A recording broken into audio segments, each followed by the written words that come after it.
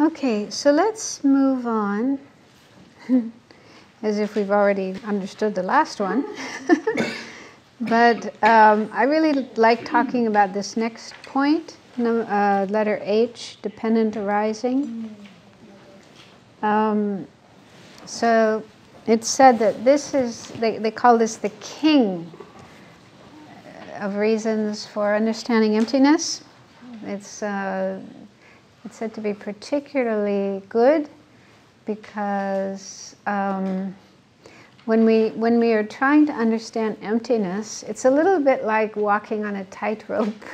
On what? Tightrope, you know, tightrope. Tightrope. Yeah, does everyone understand?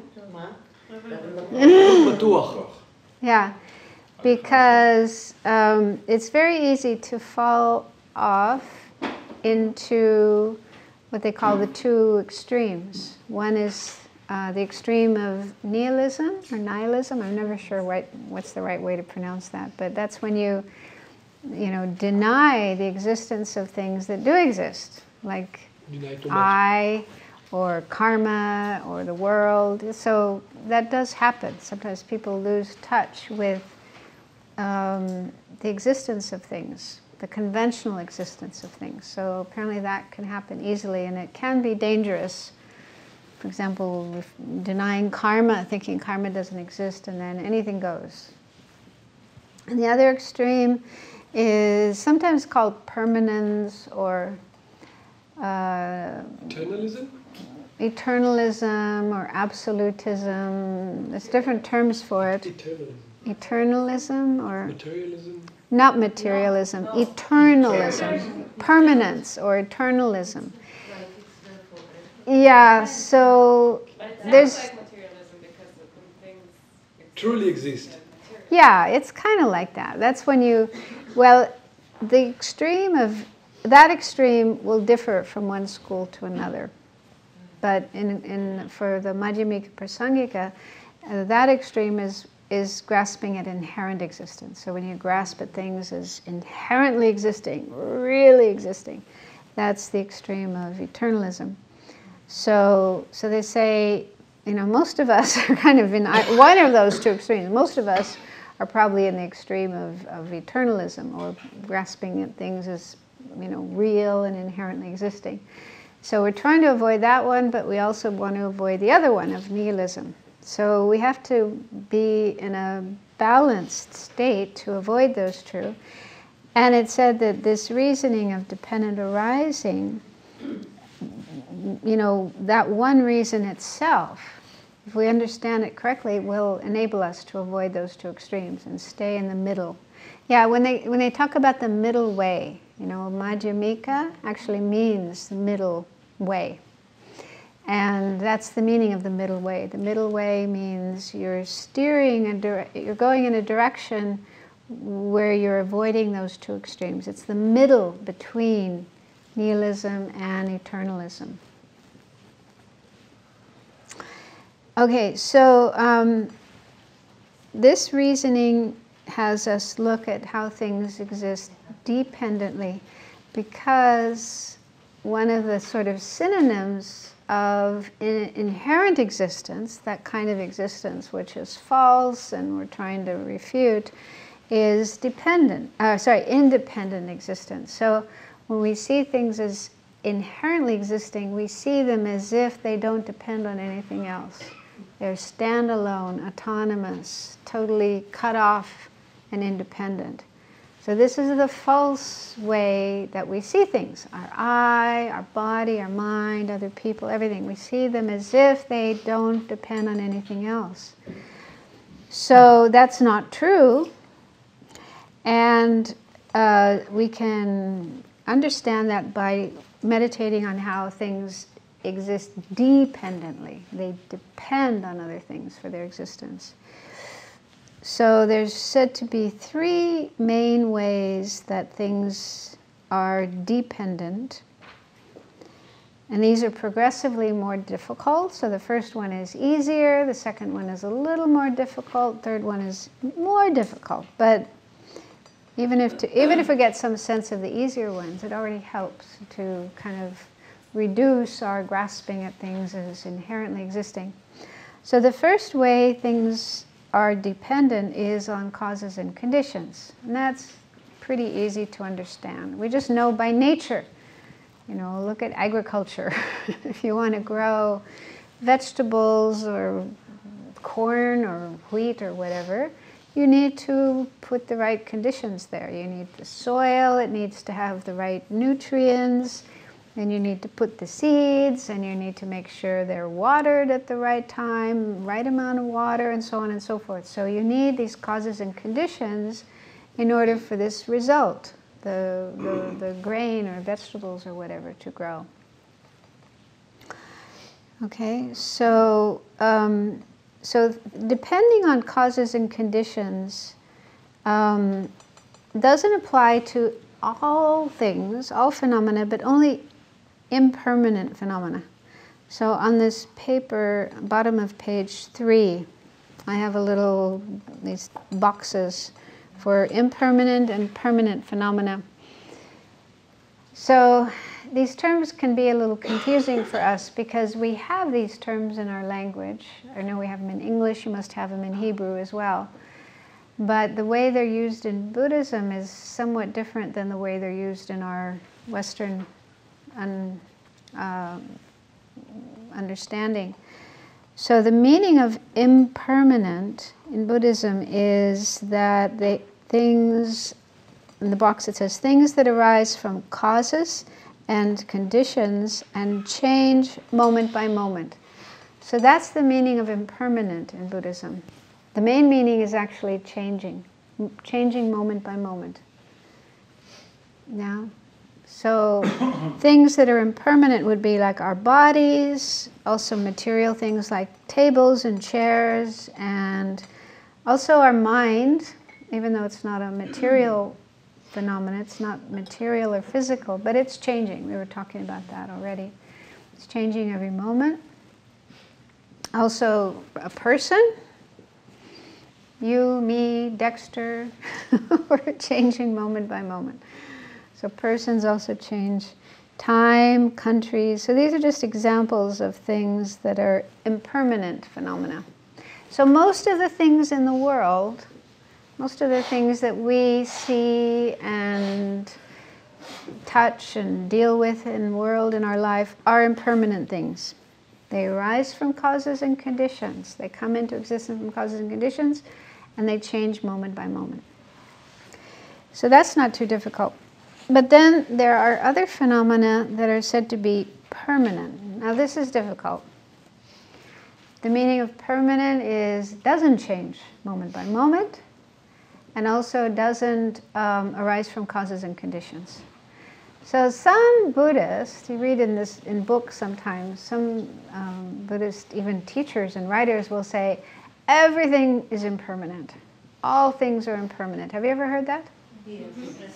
Well, Lama Tsongkhapa and his followers say no.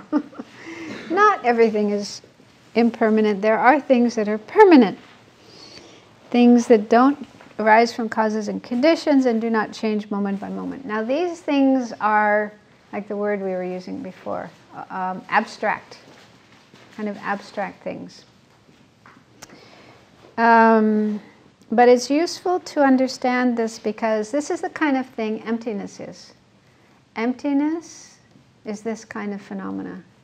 It's something permanent, not impermanent. So other examples, non-compounded space. Now this is an example they always give in the teachings, non-compounded space. What does that mean?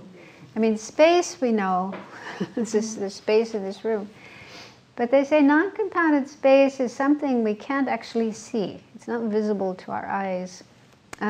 They say it's just the absence of obstruction and contact, the absence of anything that obstructs. So they actually say that kind of space exists everywhere, even when there's a solid object like this sofa, okay? Because if there weren't space there, the sofa couldn't be there. There has to be space in order for the sofa to be there. But once the sofa, I mean the borders of the space is changing moment by moment. But the space itself doesn't change moment by moment. But Even if we move the sofa around, we can move the sofa here and there and so on, but that doesn't change the space. Space doesn't change. It changes the shape of the space. The look of the space. space doesn't have a shape. Doesn't have shape, doesn't have a look. It's Otherwise not visible. It's not shape. It's not space. Yeah, otherwise it's not space. It's not space. I mean, they say there is space that is visible, but I think, because the word for space and the word for sky in Tibetan is the same word. Yeah. So they say, when we look up there, we see space. So that's the visible space, but I don't know. Anyway, that's what they say. But this kind of space is not visible space. It's not something that can be seen. It doesn't have any physical properties. So you can't say it has shape and the shape changes. I'm wondering about parking spaces now. Parking spaces, when you're driving your car and you're looking for a place to put your car. Do we see parking spaces? No. They definitely come We do. change and come from all the sense of these. Especially not in Tel Aviv. It takes a few hours. Oh, it's the only thing. Patience, a lot of patience. You practice patience. It's the only thing which is not Together. existent. No, but let's say you do find a parking space. Okay, you're out in some other area, not Tel Aviv, and there's lots of parking spaces. So, but I think my thought is we don't actually see a parking space. What we see is we see the pavement, right? What do you call pavement? The asphalt pavement. And then you see these lines that are drawn that sort of indicate this is a parking space. And you see there's a car over here and there's a car over here, but there's no car here. So we see kind of other things that help us understand, get a conception. There's a space there, I can put my car there, okay? But I don't think space is something we can actually see. You know what I'm saying? I mean, this is something you can think about and discuss, but anyway, I don't know how important it is, except it is useful in some way because they do say that emptiness is like space. It has some similar features to space in the sense that it's an absence. Emptiness is an absence. Does that make sense? Yes. Something is missing. Something isn't there. So previously, before we understand emptiness, okay, before we get an understanding of emptiness, we feel there's a real I, real solid I, you know. And then we study and think and meditate, and eventually at some point we get an experience of the absence of that I. That I, we realize it's not there, it doesn't exist, it's just gone, it's an absence. So that kind of phenomena, what's called emptiness, is emptiness of, because there's all kinds of emptinesses. We can also say emptiness of the dog's bowl, you know, when he ate all his food, we say the bowl is empty. But that kind of emptiness is not this, okay? This is a specific kind of emptiness, or an empty refrigerator, or an empty room, okay? So we're not talking about that kind of emptiness, although it's similar. It is an absence. When we have an empty refrigerator, it means absence of food. But not of inherent. No food.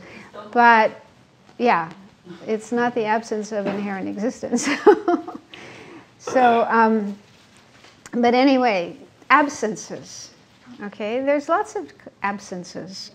Another one they often talk about, it's mentioned here on this box, the absence of an elephant in the room. They use this in the teaching. That's quite funny. So the absence of an elephant in this room, is that something we can see? We don't see an absence. If there was an elephant in the room, we would see it. You can't hide. You can't hide under the sofa anyway. But why it's permanent? If you bring the elephant That's a good point. But the absence itself, the absence of the elephant, did that change? If we bring an elephant into the room, then we have the presence of an elephant in the room. But the absence of the elephant, okay, it went out of existence, it disappeared because now there's an elephant in the room, but did it change? Did the absence itself actually go through some kind of change? Absence itself. Yeah. It's not absent any longer once the elephant Yeah. is there. Well, this is an interesting thing about permanent and impermanent, because I think in our normal Western conception, we think of something that, if we hear about something permanent, we think that means it lasts forever. Right? That's our usual idea. It's there forever. Not in Buddhism. Something that is permanent can have a beginning and an end. But while it's there, while it's existing, it doesn't change. It doesn't go through momentary change. So the absence of an elephant in the room. Let's say there is an elephant in the room, and we take him outside to, do his business.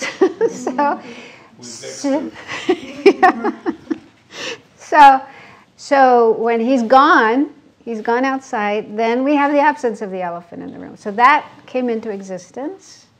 Then later he comes back in, and the absence is not there anymore. But during that period of time when the absence of the elephant was there, it didn't change. It's not, it doesn't change. Fall under the definition you have here. The definition you think that do not arise from causes and conditions. Now, if you bring or take out the elephant out of the room, it's by causes and conditions. This is a good point. This is a good point. But it doesn't arise from causes and conditions in the same way that a plant, like a flower, or a body, or a cake, in those things you're actually putting together some different ingredients, different causes and conditions, and from that arises this product, flower or body or cake. But the absence of an elephant in the room coming into existence doesn't happen in the same way. It doesn't come about through causes and conditions coming together and then producing this result. It happens simply because we've taken the elephant out of the room. So it's a different kind of thing, different kind of phenomenon. It's a mixture of things, but it's again a causes and conditions. No.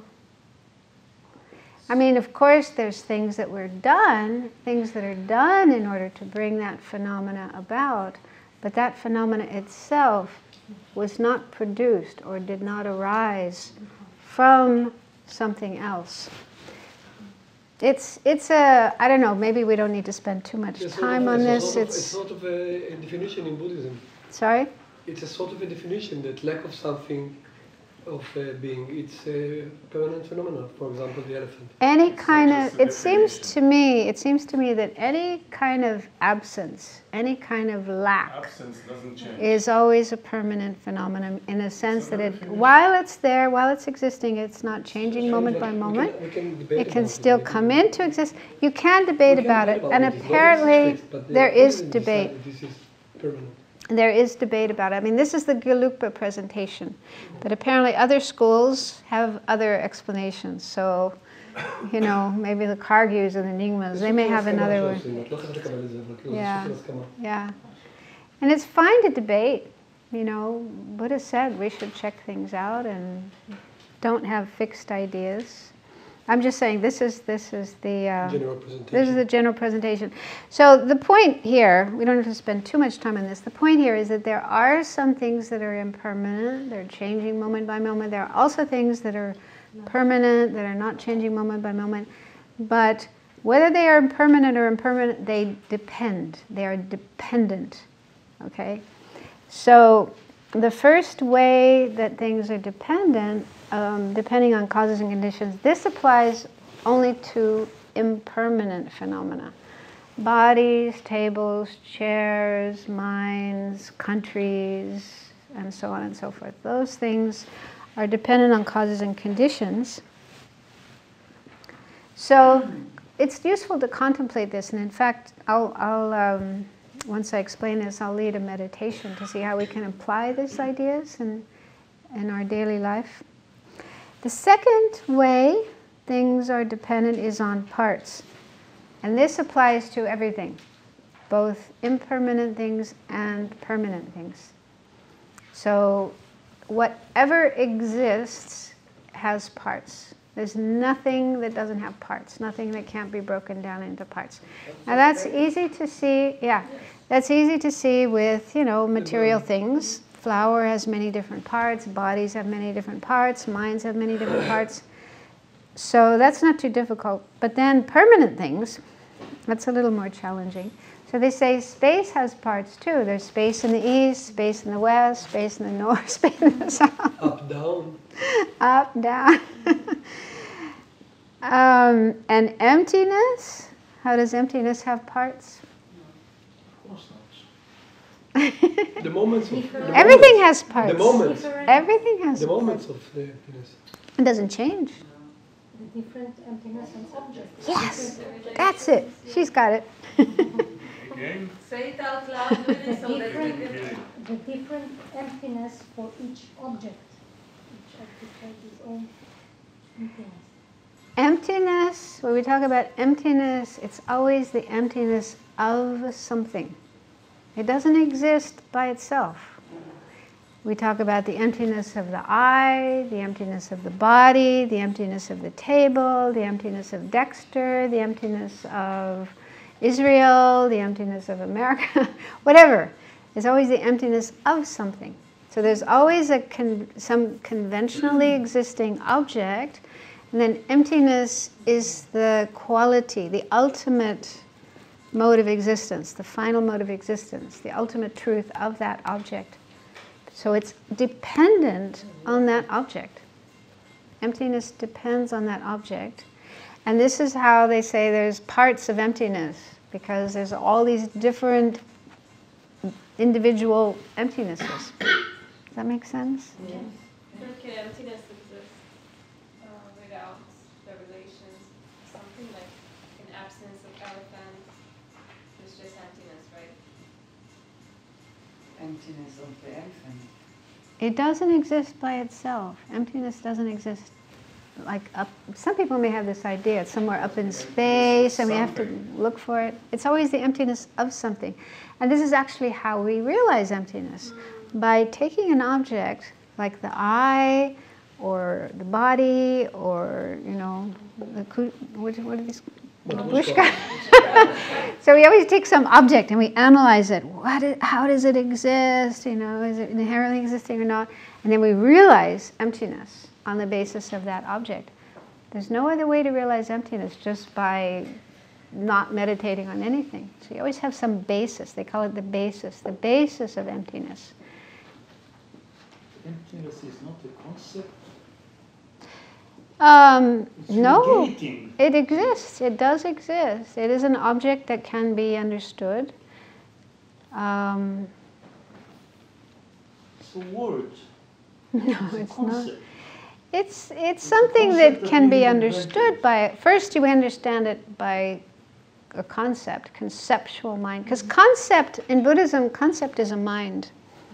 A concept is a mind, and then there's always an object of that mind. So when we're trying to understand emptiness, we first understand it with a concept. We first have a conceptual understanding of emptiness.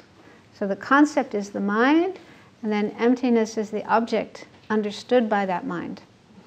But then we need to go further than that and gain what's called a direct realization, a direct perception of emptiness, which is beyond a concept. It's like seeing emptiness. It's like when you have the chocolate in your mouth. You're tasting it. You're experiencing it in a very direct way. So they say that's the real realization of emptiness, seeing it directly. But it starts off in a conceptual way. So Sarah's dying to ask her question. So is there emptiness of permanent phenomena like emptiness of Yes. space and emptiness Yes. of emptiness? Yes, yes. Everything, whatever exists, even permanent things, also have emptiness as their Quality.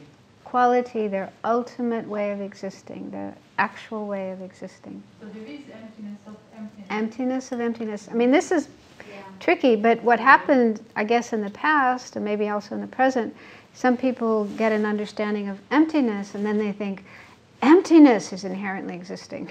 And everything else is empty of inherent existence, but emptiness itself, that exists inherently. Some people actually thought that, even great scholars thought that. So Lama Tsongkhapa says, no, you got it wrong. Even emptiness itself is empty of inherent existence. And this is one reason, because it's dependent. It isn't independent. It doesn't stand by itself. Emptiness is always the quality of something else, and so it depends on that object. That makes sense? Dependent arising זה ההתהוות התלויה? כן. Meir, love is a concept also. Love is Sorry? a concept. No, it's a mind. Love is a state of mind. It's a mental state. Yes, but it's like a concept. You don't see love now, here. It doesn't exist. It's something that it's... The word or the feeling of love? Yeah, what are you talking about? Love is a feeling. Love is an experience. It's a state of mind. I mean, of course, we can talk about love, we can think about love. So if we're just thinking about love, then it's a concept. But if we're feeling it, if we're experiencing it, that's not a concept. That's an actual experience. It's in love. Mind. It's really labeled by the mind, of course. Okay, so anyway, the second way of dependence is true for everything. Everything has parts. So contemplating how an object, whatever object it is made up of parts, means without those parts, that object wouldn't be there, wouldn't exist. So in that way, it's dependent on its parts. Does that make sense? I mean, an easy way is to just take the thing apart. And if you take all the parts away, that object isn't there anymore. And then we have absence of the object. Then you have the absence of the object, yeah. Okay, the third way of things depending, this is the difficult one. The first two are not so difficult to understand. The third one is mental labeling. And again, this applies to all things. And it's like we were talking about before, the I, the me, the self, the person is just labeled. It's just named or labeled on top of or in dependence on the basis of the labeling, which is our body and mind.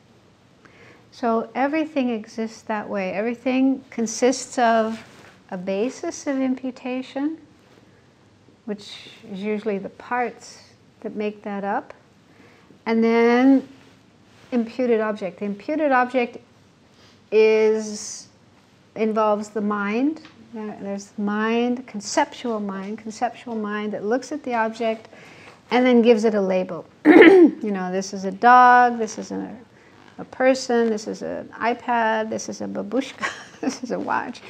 Okay, so things are just labeled, just named on top of or in relation to this basis, which isn't the object. Now that's not easy to understand. I mean, we might understand it intellectually, but our gut level feeling is when we look at, I like to use a bicycle. For me, a bicycle is a nice example because it's relatively simple. There's, not so many parts, and you can see all the parts to it, okay? So when we look at a bicycle, we feel like there's a real bicycle there. That's a real bicycle, especially if it's yours and you paid a lot of money for it and it's a super fancy one, my bicycle. And then you can have a lot of pride and a lot of attachment, a lot of ego involved in relation to that bicycle. But then, what's really there, okay? what's really there is just wheels and a frame and the seat and the handlebars, all these different parts. Are any of those parts a bicycle? If we go through the parts. And I recommend, there's this Canadian photographer who likes to take things apart and take photos of them. So if you go on Google Images, you can find this. Just type in bicycle or disassembled bicycle or disassembled car. He's done this with lots of things. And so there you have all the parts of a bicycle, all the parts of a car, a camera, a phone, and so on, just all laid out. And it's really good to look at that and then try to find that object. Where is that object? You can't find it in any of the parts individually. That's easy. But then we tend to think, yes, but when you put all the parts together, then it's a bicycle, then it's a car, then it's... That's tricky. That's a hard one to work out.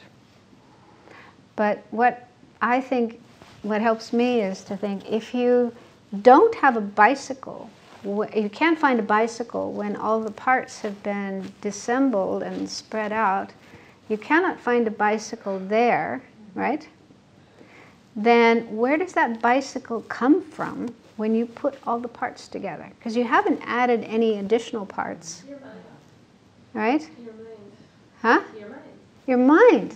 It's just labeled. It's just named. It's just imputed. Bicycle. And different cultures impute different objects in a different way. Absolutely. Like, you know, the just a Tibetans name. with the airplane, or the What do you Nepalese mean with the for that? airplane. For them, it's a big bird. I impute the same object on different dates differently. For instance. Myself, It happens all I the didn't time. change and the object didn't change. Just Yeah. my mind changed. Exactly. So it's So, they change. easy. But people, Yes. you All the time. see someone like that, and she looks at them in a different way. Yeah.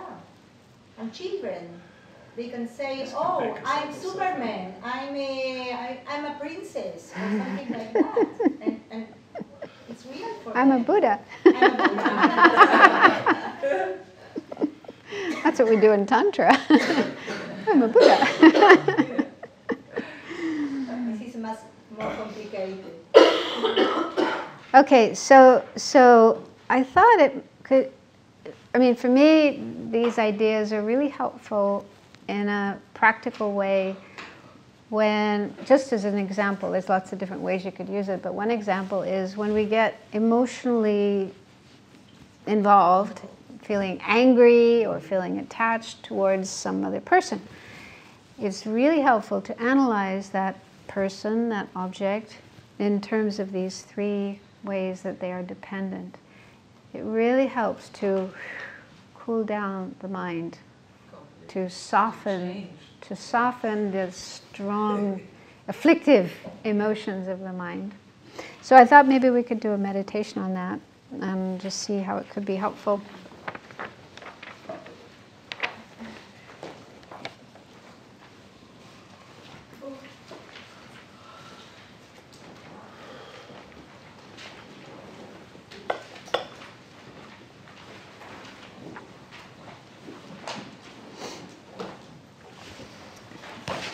So you might be feeling tired, but we don't have too much time left. So just bring up your last bit of energy.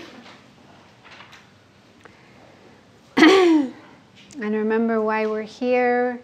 We are here because we want to do the best we can for ourselves and for others and for the world. And understanding emptiness can really help a lot in that way. Helps us to have less disturbing emotions, less suffering, and more compassion, more love, more ability to help others.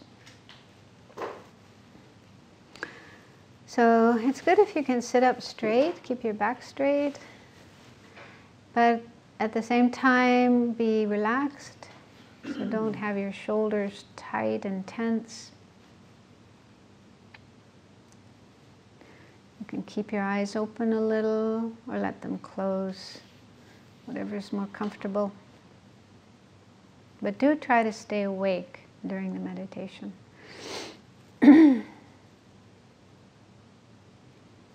Let your mind calm down, settle down, put aside any other thoughts, like what you're going to be doing when you leave here today. So we're not there yet, we're still here.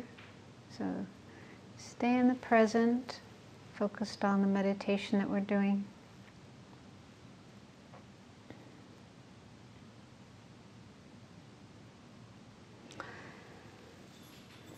So bring to mind a person towards whom you feel dislike or aversion.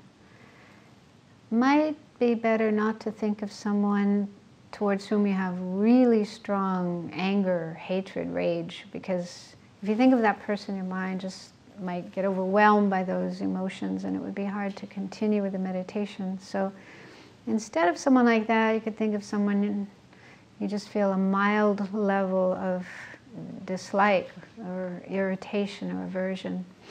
So it could be someone you actually know, or someone who's more in the public view, like a politician or a celebrity.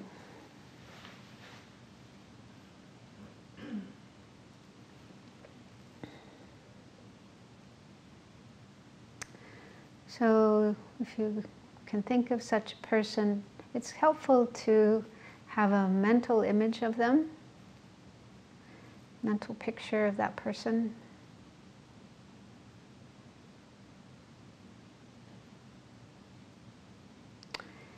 And see if you can notice if your mind views that person as completely 100% bad, horrible, unlikable, full of only bad qualities, nothing good about them.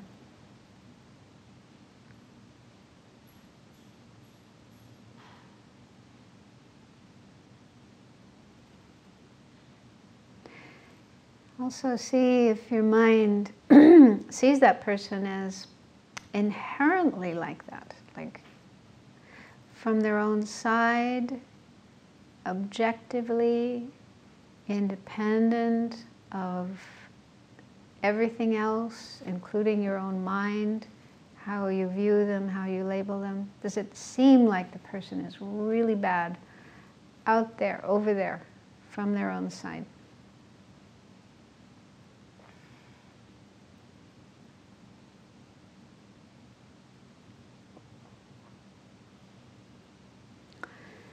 Okay, so now let's think about how this person exists dependently. They're not actually independent as they appear. So one way they're dependent is on causes and conditions. So this person wasn't always there the way they look now. Just like the rest of us, this person started off their life as a microscopic fertilized egg in their mother's womb. Just a little blob.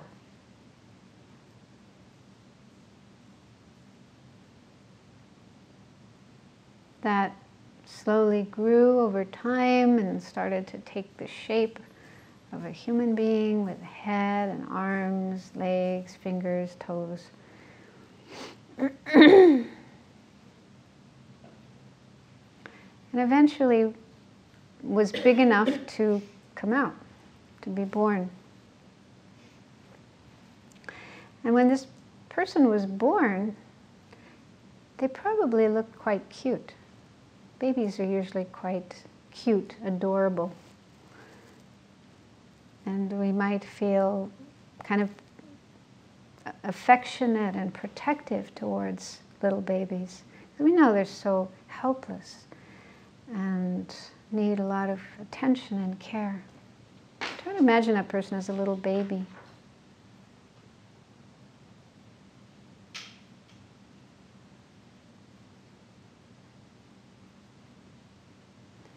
And then as time went on, This little baby grew and became a little child. And again, they might have been quite cute, adorable, playful.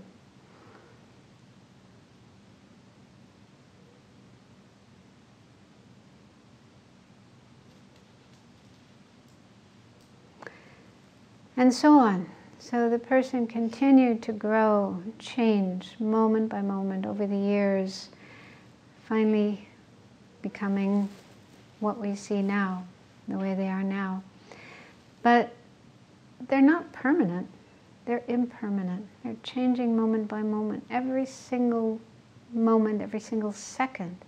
Their bodies is changing, all the atoms, molecules of their bodies changing.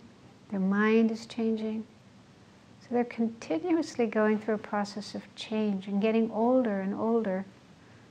And eventually this person will be an elderly man or woman and look very different than they are now. Again, we might feel a sense of kind of protectiveness towards them because they're so frail and kind of helpless and needy.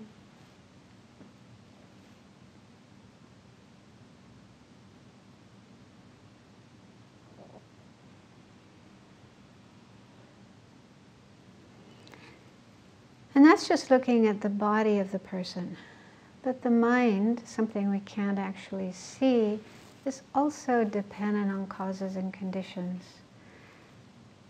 They have a mind which came from past lives, full of karmic imprints from their past actions, some good, some bad. And that's the main cause for the way they are in this life, their kind of personality, their inclinations, their likes, their dislikes, their emotions.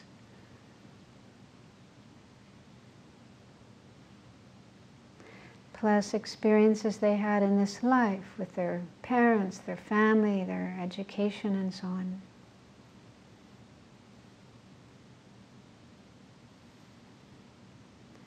And this person is actually like a product of so many different factors, different causes and conditions,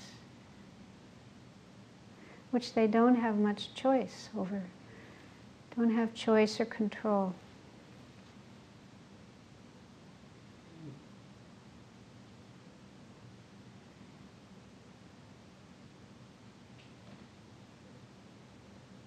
So just see if thinking in that way has any effect on the way you see that person, the feelings you have towards that person.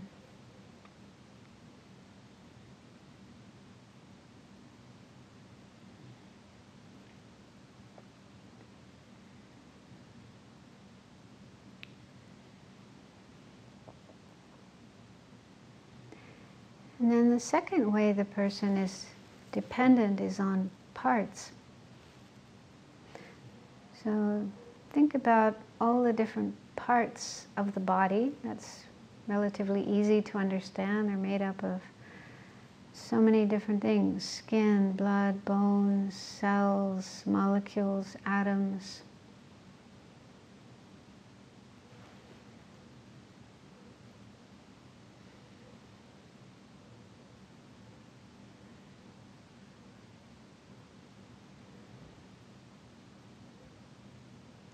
Your mind is also made up of many parts. So many different thoughts and memories and feelings, emotions, coming and going constantly, every moment.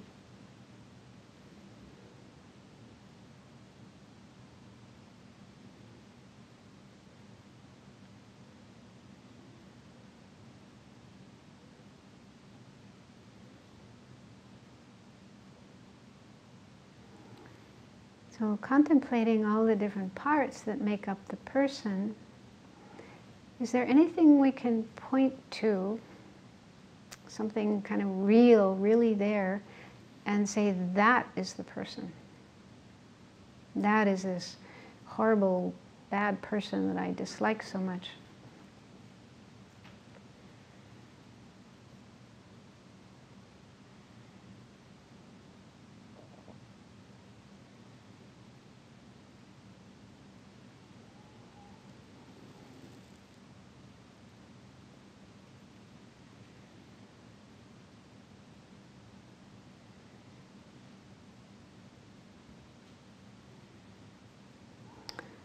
So in reality, we can't find such a thing. You can't find a real person among all those parts. Instead, the person is just labeled, just named, imputed, whatever their name may be, which was probably given by their parents, who just chose some name that they like, and they gave that name to this little baby that they gave birth to. And then that person became known by that name. It could be any name. But they're just named, just labeled on top of all those parts, all the individual parts of their body and parts of their mind. They're just labeled.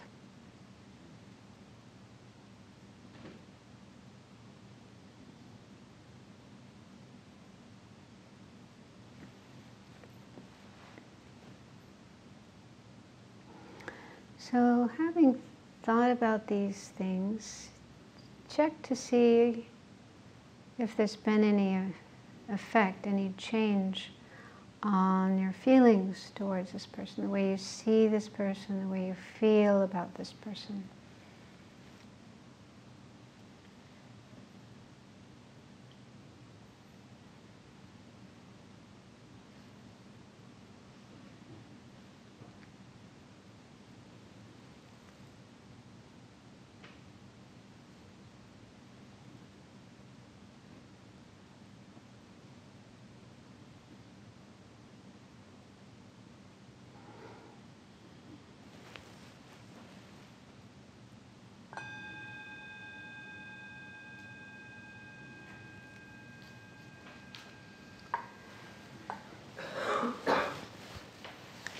So I did that rather quickly because we're running out of time, but if you think it's a useful meditation, you could try it on your own and spend as much time as you want. But it's very helpful. And you don't necessarily have to think of all of those points, even one. Even to just think in terms of causes and conditions, for example, or in terms of parts. It can really help your mind to calm down or cool down, not be so strongly negative. Or you could also use it for things that you're attached to. If you have this, obsession about somebody, your mind is going crazy with desire, with attachment, with obsession about somebody, and you want to cool that down. This is also very helpful.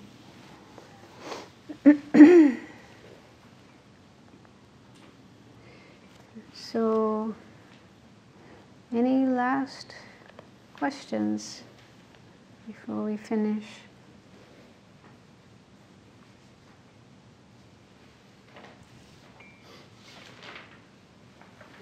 We don't get to do the other page. Yeah, you're right. There's one more page. Page 4? The whole page. We need another lesson then. Just 3 pages. Well, we did do some of the meditations on letter J. Letter I can go through quickly. I thought it might be useful because the path to enlightenment is actually divided into these 5 paths. And you do, when you're reading or hearing teachings, you do sometimes hear these terms. So I thought I can just quickly explain them, but to understand them is quite difficult. So the first of the 5 paths is called the path of accumulation. Now the word path here actually means a mind, a state of mind, a realization.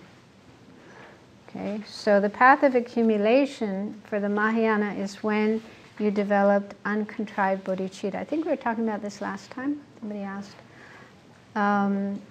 Uncontrived bodhicitta means it arises naturally, spontaneously, without having to make any effort. Okay, so they say it's like the thought of food to a hungry person, just pops up in your mind. You don't have to make any effort to generate it. So this comes about after having done a lot of meditation on bodhicitta. So when it just arises naturally and spontaneously, that's the point where you achieve the path of accumulation. And it's called accumulation because you have to accumulate a lot of merit, a lot of positive energy to continue to go further. So the next path is called the path of preparation. And this is the point where you have the union of calm abiding and special insight observing emptiness. So this means you have to develop calm abiding. That means really strong single point of concentration. Shamatha, yeah. And then special insight observing emptiness means you have to have an understanding of emptiness, a really good, strong understanding of emptiness. And then you bring together these two things, your experience of calm abiding and your realization of emptiness. You're able to unite those two. And I mean, to go into what that really means is not so easy here, but it's quite a strong experience. It's still not a direct realization of emptiness, it's still conceptual. You're still understanding emptiness with a conceptual mind rather than a direct perception. But it's still a very powerful state of mind. So realistically, it would take a long time to achieve the first path, and then to get from the first path to the second path. Also, quite a bit of time and effort, but it's doable. The third path is called the path of seeing, and this is where you have the direct realization of emptiness. So you see emptiness directly, nakedly, just like the chocolate in the mouth. You're really tasting it, you're really experiencing it. And on the Bodhisattva's path, they also talk about 10 bhumis, or grounds. This is a further way of dividing the path, so we won't go into all of those, but it's at this point, the path of seeing, that you achieve the first bhumi. And this is the point at which you don't have any more suffering. Even if someone stabs you with a knife or burns you, no pain, only bliss. Because of your realization of emptiness, but not only that, also your strong bodhicitta. A strong combination of those two factors. Then the path of meditation actually starts quite soon after the path of seeing. And the path of meditation is quite long. It's on the path of meditation, it's called that because you continue to meditate on emptiness.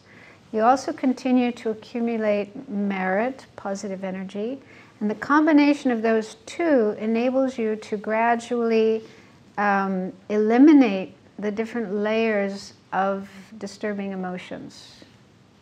Anger, attachment, ignorance, and so on. So all the different disturbing emotions, they don't all go away at once, but they go away in layers. We get rid of them in layers. So that takes place over the first 7 bhumis. By the 8th bhumi, you have eliminated all the disturbing emotions. These are called afflictive obscurations, or they're also called obscurations to nirvana. So by the 8th bhumi, the bodhisattva is actually at the same level as an arhat, someone who's attained nirvana. Okay? But there's still another kind of obscuration which is called obscurations to omniscience, or knowledge obscurations. And this is, you may have heard this, I say this is like the smell of the onion or the garlic. Right? Even after you've removed the onion or the garlic from the pot, there's still a smell there.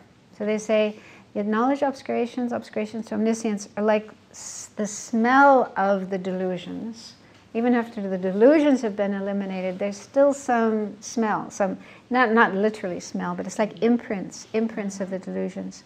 So they have to be cleared away. So that happens on the last 3 bhumis.